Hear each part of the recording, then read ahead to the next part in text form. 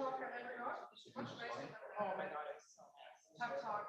Like, this was on our deck. I don't know if it's how this was our deck. And then there's the beach. Like, no, like it's a friend that we know. So like you can literally, yeah, you can like park the boats right there. So we are back live now, committee? Okay, thank you very much. We have one item and then we have a closed session after that. So the one item we have now is the report from Planning, Development and Engineering Service Review. Ms. Raymond, I believe you are making that presentation for us. Please go ahead. Thank you. I'd like the mic. Absolutely, whatever you need. I think you're on now. Thank you, Chief Melvin.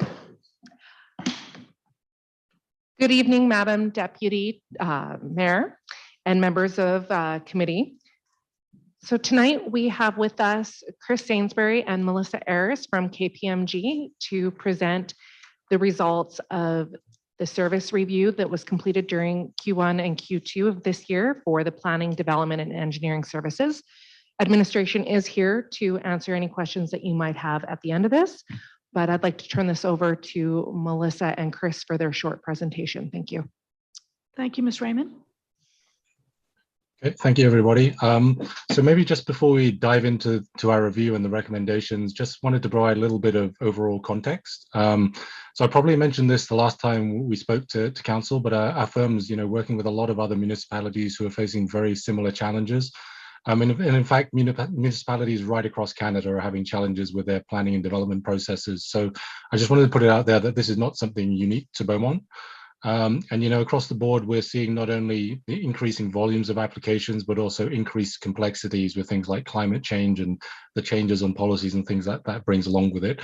And at the same time, staffing levels don't always kind of follow suit with these increasing trends.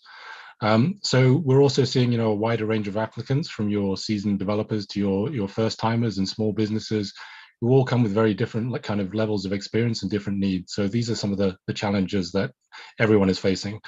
I also wanted to just mention that I think it's really commendable that Beaumont has been really proactive and actually brought about the motion for this to undertake this review. It's obviously something very important to you, and it's clear from both council as well as staff that there's a really strong desire to enhance things and to continue evolving processes and services at the city. And through speaking to a lot of people, both internal and external to the city, it's clear that there's a lot of strengths. We often heard that staff are positive and willing to help, and there's a real commitment to customer service. So I think there's a lot of great foundational elements in place. And so some of the recommendations that we come on to in a minute are really meant to kind of build upon these foundations and to enhance the services that you provide a little bit further. And also, just as Beaumont has transitioned from a town to a city, I think there's a strong ambition to kind of get to that level and reach that maturity on the planning side. So on that note, I'll just hand over to Melissa, who will walk you through some of our findings. There, thank you. I was on mute for a second. Thanks, Chris. Appreciate setting that context, because it is important to note that it's a lot of these recommendations and talks are conversations about improvements and how we can build on what's going on today are not unique to Beaumont, and that it is a lot of there's a lot of similar municipalities in a similar position to you, and even just looking at this and being committed to improving speaks volumes, as Chris was mentioning. Can we go to the next slide, please? So just to start off, in terms of what we were asked to do and what this service review included, was to basically look at the current state and identify opportunities for improvement. It was really looking at the full end-to-end development process, which we'll get into a little bit more to kind of set the stage, but really from that first contact to all the way down to construction. And that could mean a variety of things between the different application types that you would typically see through the planning process, from building permits to development permits, all the way to area structure plans, and what that looks like from those higher level policy directions. So we looked at the whole end-to-end piece. We worked with staff to refine recommendations and identified opportunities for improvement, and really to help to reinforce how the city really envisions growing and change into the future. Can we go to the next slide, please? Thanks. So the framework that we used to assess this was basically divided into 6 different categories. Not only did it look at the processes and the service levels, but also looked at the organization and governance, performance management, technology as an enabler to enhance or support the work that's already going on, the policy framework as well, and the applicant experiences and how they interact with the processes and activities that go on. Through that assessment, we looked at a lot of documentation and data that was provided by administration. There were surveys conducted with both staff and applicants, as well as workshops. We reviewed other leading practices from other municipalities to compare how those opportunities and what Beaumont could do compared to others. And we really worked with administration to help refine the recommendations and develop an implementation plan. That's all summarized in the report that's also been attached to the agenda, and administration will refine those recommendations and the implementation approach into a work plan that will then be reflected into the budget in the fall. Can we go to the next slide, please? Thank you. So we just wanted to set kind of the context. When we talk about the end-to-end development process, we've identified or talked about how complex this is, and it really is complex. This is a bit of an oversimplification of it, but it really is intended to illustrate that complexity and how many stages are involved in it. So when you look at that end-to-end process, it goes all the way from, you know, the policy framework that's been developed through to like the area structure plans, rezoning, subdivision processes, servicing agreements. We've generalized that, but that includes a lot of the development agreements, the CCC-FAC processes that go with that, development permits, building permits, and then again, inspections and licensing that really goes into that. We also wanted to illustrate this, not just for, you know, to get us all on the same page, because even this level of an overview of the end-to-end process is often not known or even aware of from like the full end-to-end process, but also the relationship between what the municipality experiences on this application process versus what the customer experiences. And so one of the things we also wanted to identify is that that relationship, while it overlaps and there is a lot where the applicants and the municipality obviously work together in terms of reviewing and proposing different concepts and actually ultimately getting to construction and built form. There's a lot of upfront work that the applicant does before they even approach the municipality. And that's often, you know, we don't talk about that a lot, but it's all about, you know, feasibility and do we want to do this concept and how do we refine it into an actual concept so that the municipality has something to review. But on the other end, even once something is constructed or built, there's a lot of work that the municipality does to maintain it into the long run. So while we're looking at where those two overlap, it's important to identify that those journeys are different. And this review looks at primarily where it overlaps, but also when we talk about enhancing the customer experience, it's talking about communication and how do we build in more of a relationship earlier on in the process before things become more formalized. So we just wanted to set the context. Can we go to the next slide? Thank you. So actually diving into the recommendations, we did want to start again by saying that the recommendations are divided into 2 different kind of categories. The first set, when we talk about these foundational or immediate recommendations, it really is, like Chris was saying, building on what is going really well. And Beaumont has so many strengths that we heard about.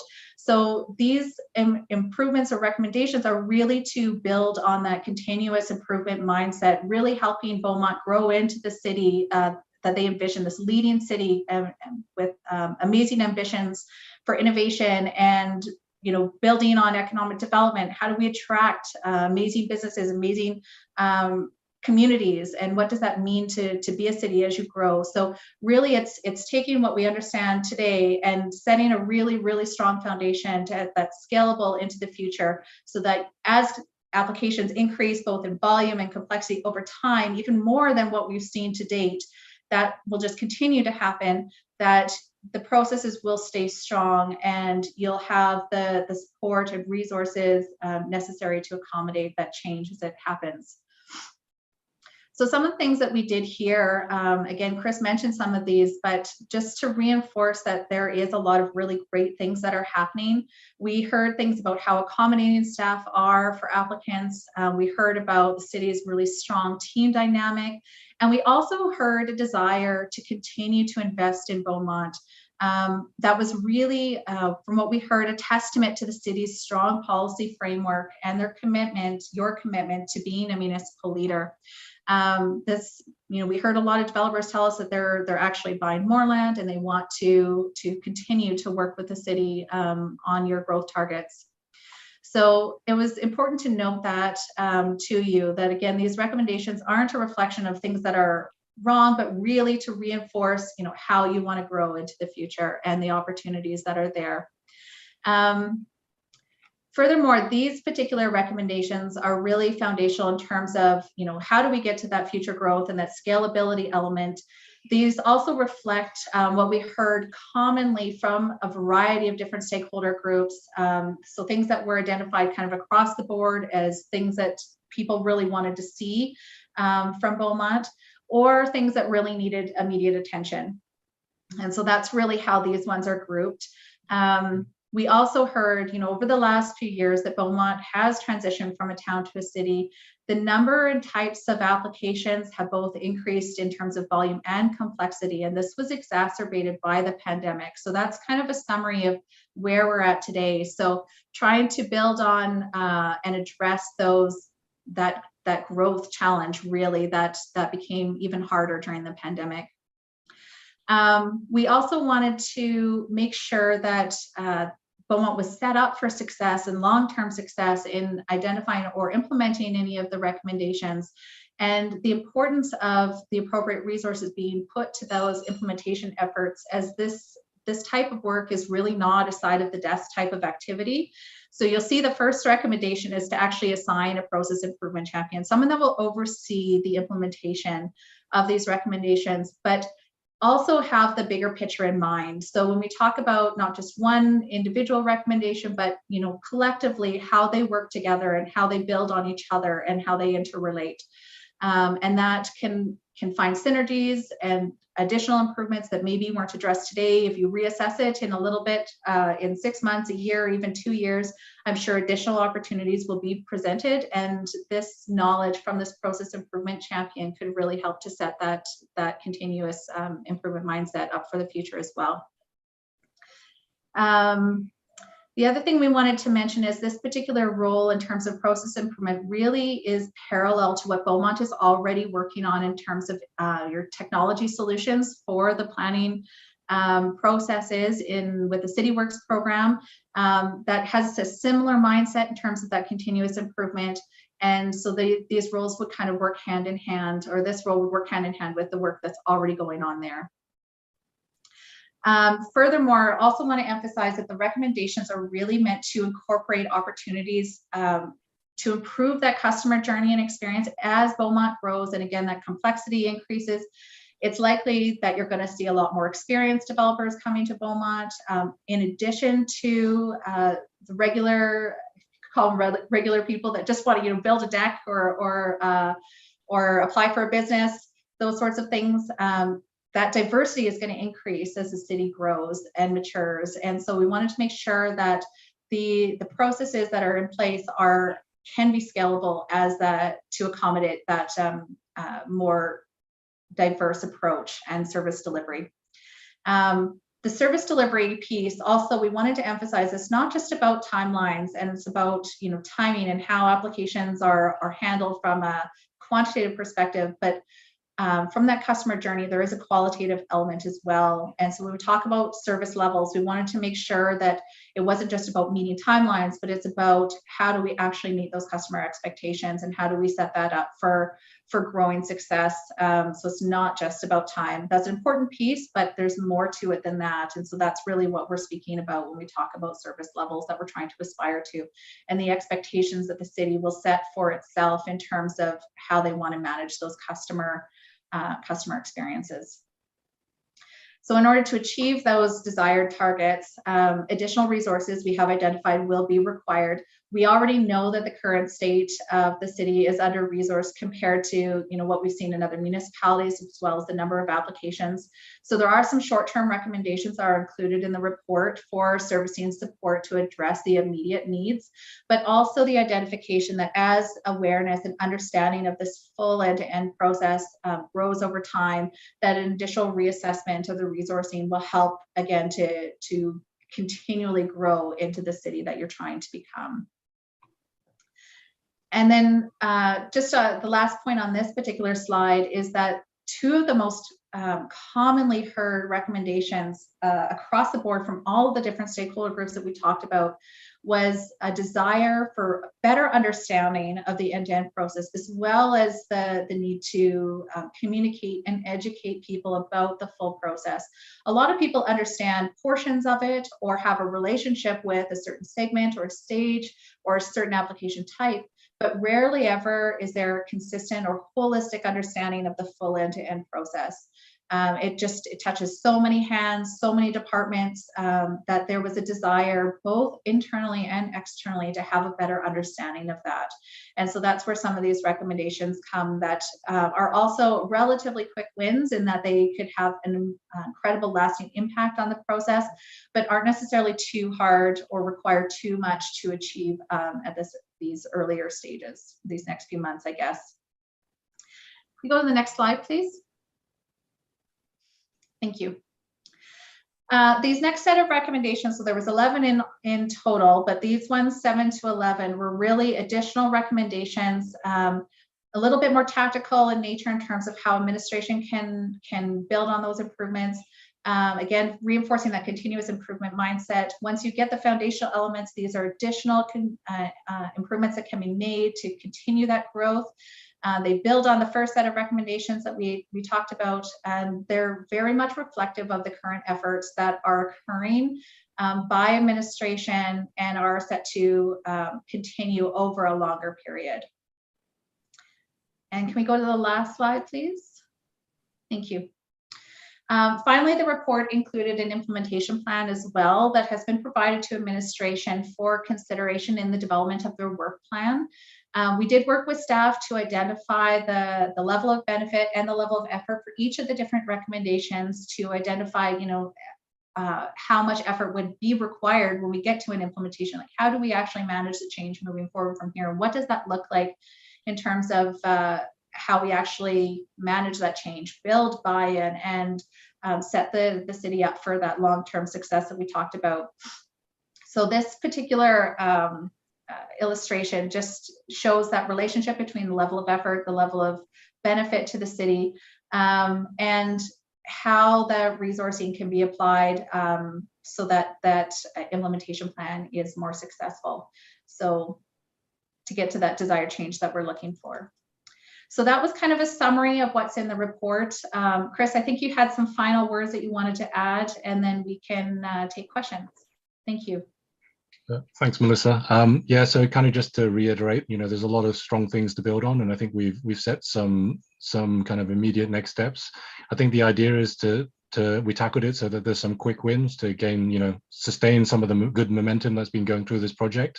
Everyone we spoke to is, really excited about making these improvements. So I think it's just good to kind of build on that momentum.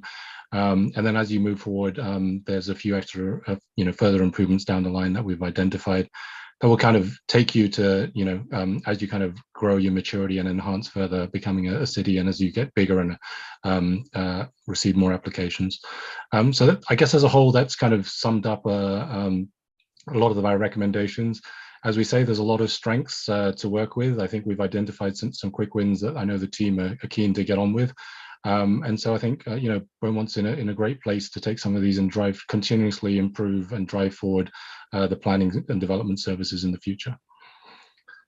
So we didn't have any more to kind of add on the recommendations, but I think we've allowed some time for questions. So maybe I'll kind of open it up to the floor for questions. Thank you very much for the presentation. And would we turn it back to Ms. Raymond or Mr. Lewicki? Do you have anything you'd like to add to that? Or should we just go to questions? Can I go to questions? Okay. And we see we have some already.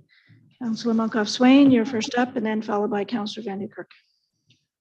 Yeah, thank you, Chair, and maybe I'll just step back a little bit here. The genesis of this was a discussion at budget around some of the broader challenges that we were hearing about from the community and really wanting to dive in and get a good understanding. I think, in the prior term, we'd asked a lot of questions of administration around, issues here and issues there, and we got the answers back.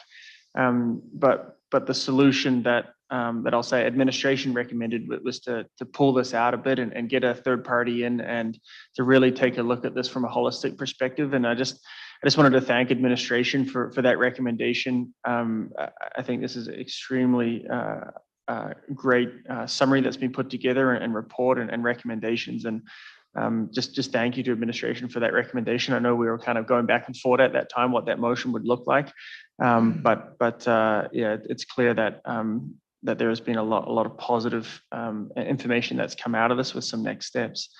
And also a big thank you to the team to pull this together. I know folks who have spoken with you guys and felt heard throughout the whole process, and it's reflective in this really good report.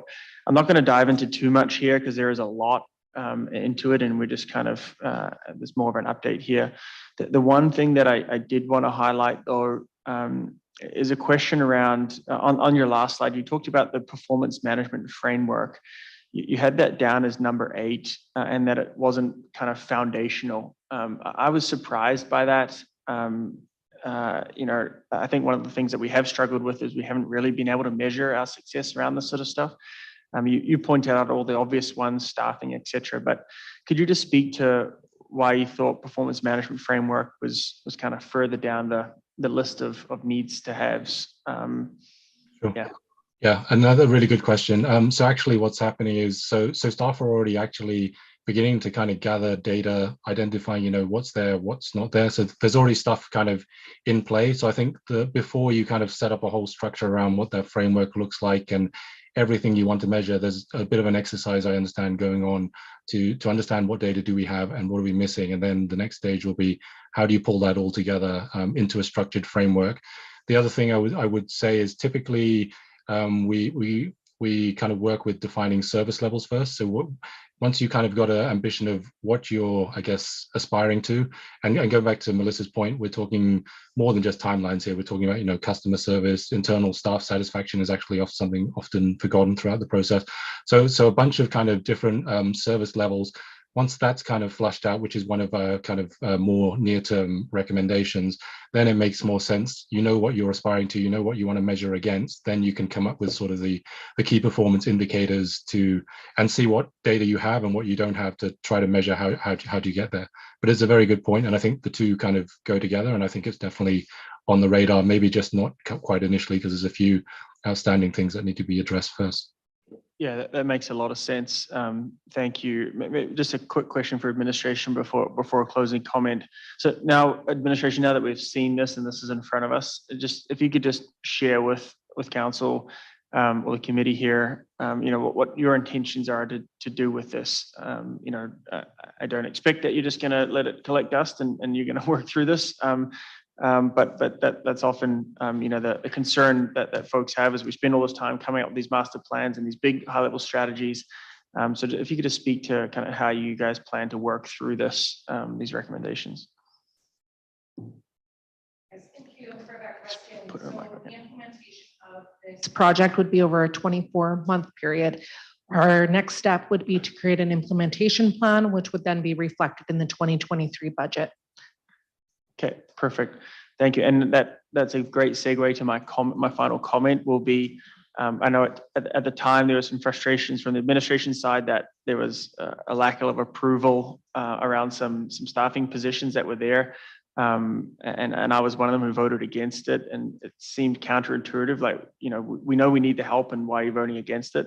And for me personally, I wanted to see the bigger picture of what we needed to achieve. And so I would encourage both council and hopefully remind myself at the time that we can't we can't ask for these improvements and then come at budget time and start, getting worried about dollars and cents and not funding these things. So I'd hope that you'll bring forward an aggressive pitch here. I know you're going to have to work with Mike to get it through the chute there, but yeah, this is something that our community is constantly reminding us about, that we need to improve here. So be aggressive on that, and then hopefully we'll follow through. So thanks for all the great work from everyone, and really looking forward to seeing how this comes out. Appreciate it.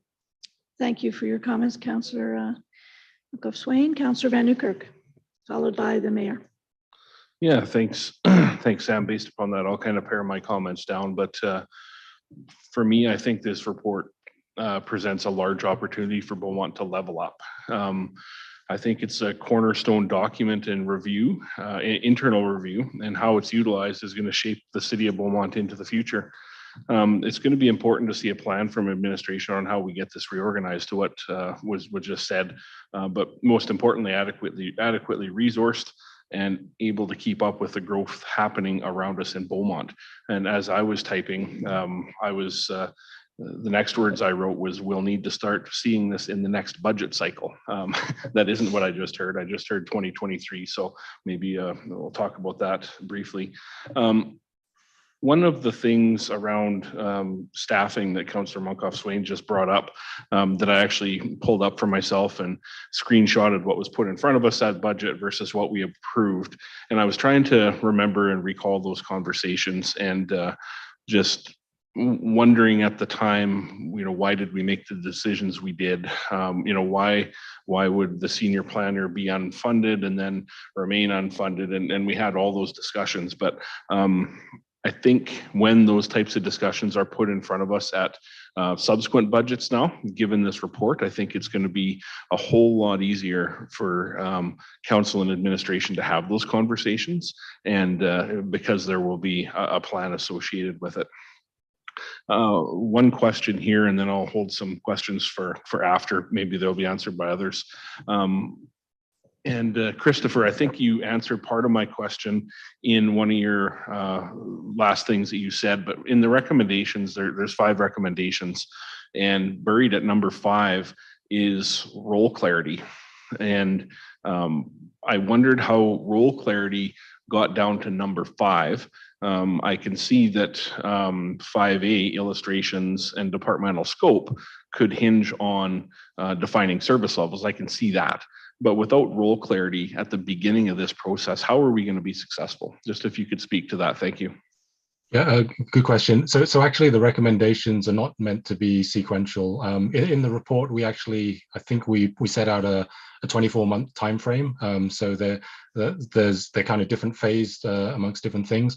But I think the role clarity is really important, because one of the things that we heard is that I think people understand what their role is, but they don't understand kind of their role in the bigger picture, or the expectations from others, and how they all kind of integrate together as one. So that is something that needs to come together, and that is, I would say, that's kind of a larger exercise, really understanding who makes the decisions. We also found in certain places as it could be better to not just role clarity, internally, but externally, so that everyone understands the process more. And that kind of ties into the educational piece and the communication piece, because I think one of the questions that was raised by the council when we talked probably 6 weeks or 2 months ago was how to navigate administration, how to navigate the system. And I think having that better, clearer end-to-end process and how everyone fits together will definitely help that. But it definitely wasn't meant to be kind of sequential, chronological, if that makes sense. Yeah, that provides some clarity, and I've got some more here, but I'll let others weigh in. Thank you, Chair. Thank you, Councillor Van Newkirk. We'll go to the mayor, and we'll come back to you for your further questions then. Mayor? Thank you, Madam Chair. Appreciate the report. I echo Councillor Munkoff-Swain's earlier comments about the value of the report, so I won't spend any time on that. For the sake of brevity, so if I could go to implementation considerations, number 9, align land use bylaw and general design standards. It showed to be probably the lowest of the benefit. But I'm kind of curious, was that a subjective assessment of the benefit, or was it an objective assessment why it's the lowest of all in terms of benefit?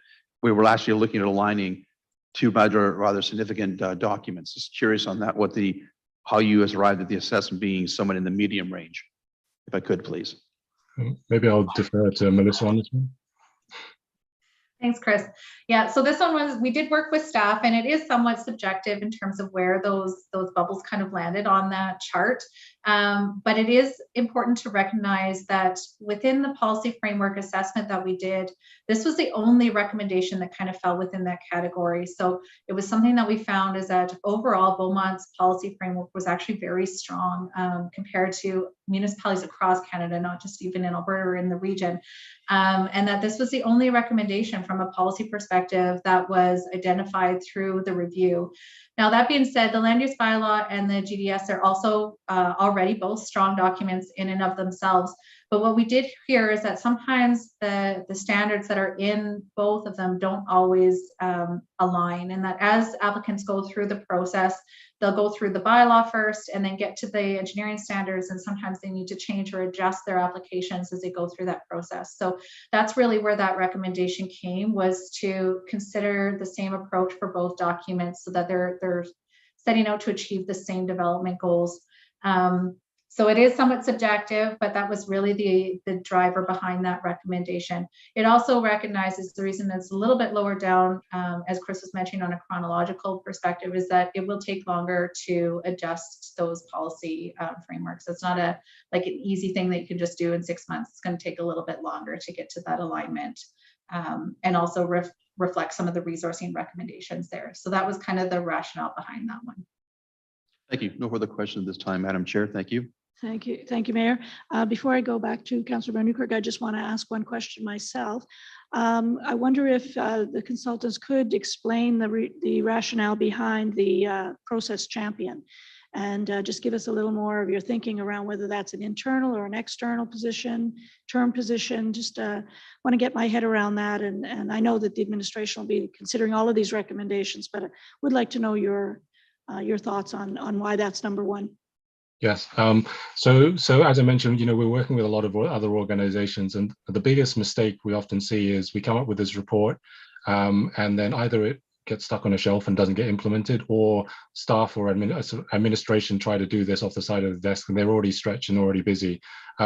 So this is actually really key, and I really want to emphasize it, which is why we put it as a top one, not just to kind of get involved with some of the improvements, but to really drive it forward and coordinate and act as a champion.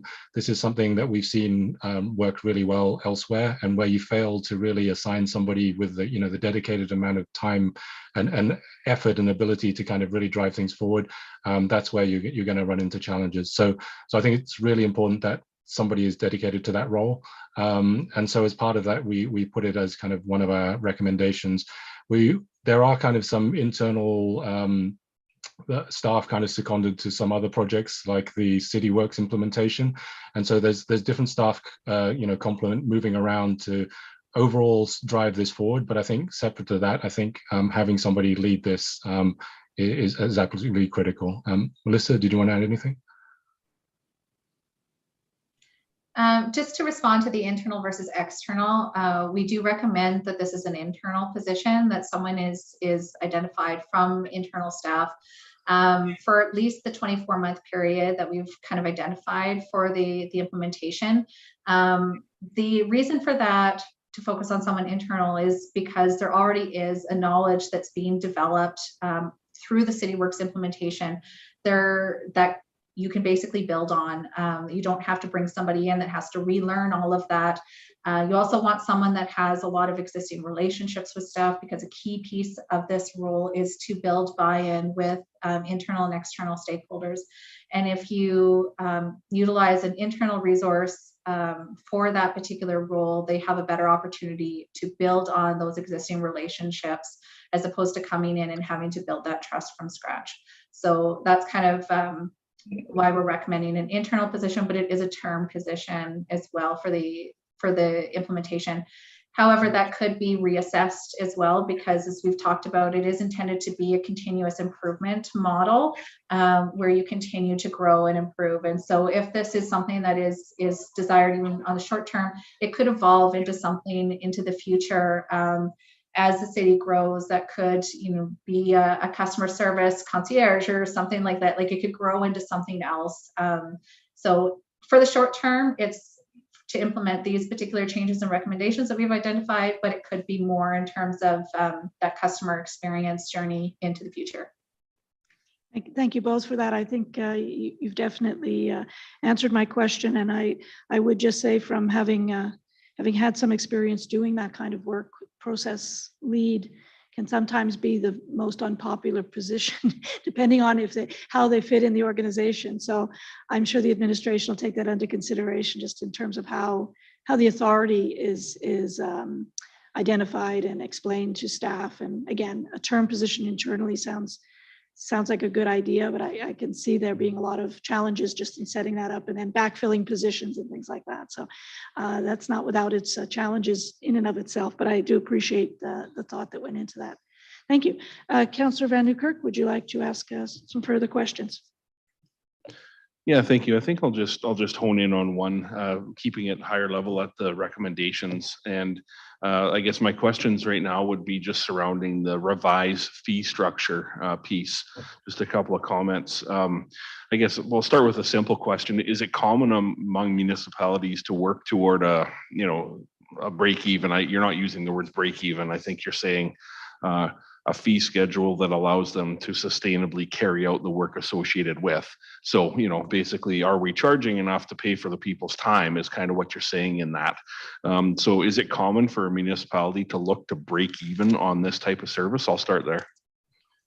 So this type of service is becoming actually at the moment very popular, if you like. A lot of people kind of want to, because I think a lot of people are seeing increased kind of demand from applications, so they're being overstretched. So a lot of people are kind of doing a cost of service review to kind of understand that.